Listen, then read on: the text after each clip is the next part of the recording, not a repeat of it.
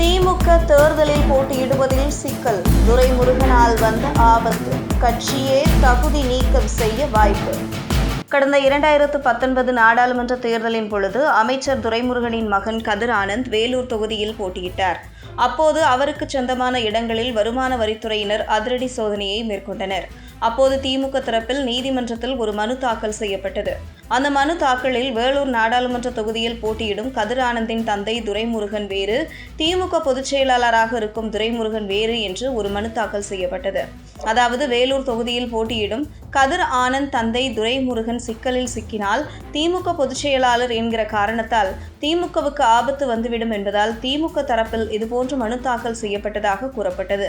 2019 நாடாளுமன்ற தேர்தலின் பொழுது துரைமுருகன் வீட்டில் அதிரடி சோதனை மேற்கொண்ட போது அங்கு பணம் ஏதும் கிடைக்கவில்லை.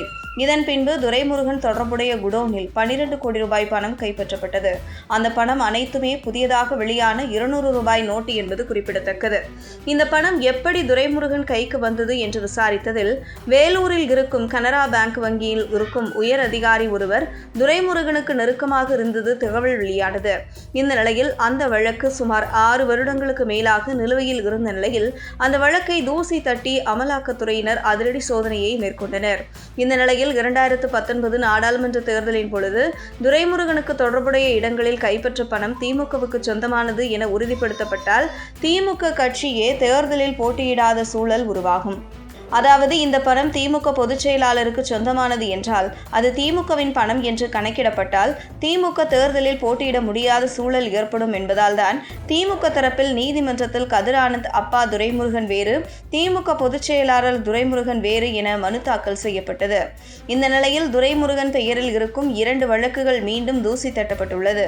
அதில் ஒன்று 96 முதல் 2001 காலகட்டத்தில் துரைமுருகன் அமைச்சரான அதன் பின்பு வந்த ஜெயலலிதா ஆட்சியில் அவருக்கு சொந்தமான இடங்களில் ரெய்டு செய்த போது துரைமுருகன் அளவுக்கு அதிகமாக சுமார் 3 கோடிக்கு மேல் சொத்து சேர்த்ததாக வழக்கு பதியப்பட்டது. அதன் பின்பு வந்த திமுக ஆட்சியில் துரைமுருகன் விடுதலை செய்யப்படுவதாக நீதிமன்றம் அறிவித்தது. அந்த வழக்கை தற்பொழுது மீண்டும் தூசி தட்டி விசாரிக்க தொடங்கியுள்ளது நீதிமன்றம். அதனைத் தொடர்ந்து 2006 இருந்து 2011 காலகட்டத்தில் வருமானத்திற்கு அதிகமான சுமார் 1.5 கோடி சொத்து சேர்த்ததாக அடுத்து பதியப்பட்ட வழக்கையும் தூசி தட்டி உள்ளது நீதிமன்றம். மேலும் 2021 தேர்தலின் போது துரைமுருகன் வேட்புமனு தாக்கல் செய்ததில் அவருடைய மனைவிக்கு சொந்தமான ஒரு இடத்தை வெறும் 1.5 கோடிக்கு குறைவாக காட்டியிருக்கிறார். ஆனால் அந்த சொத்தின் மதிப்பு சுமார் 28 கோடி என்று கூறப்படுகிறது.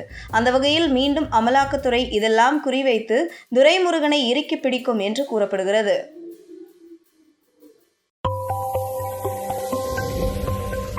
உங்கள் தின சேவல்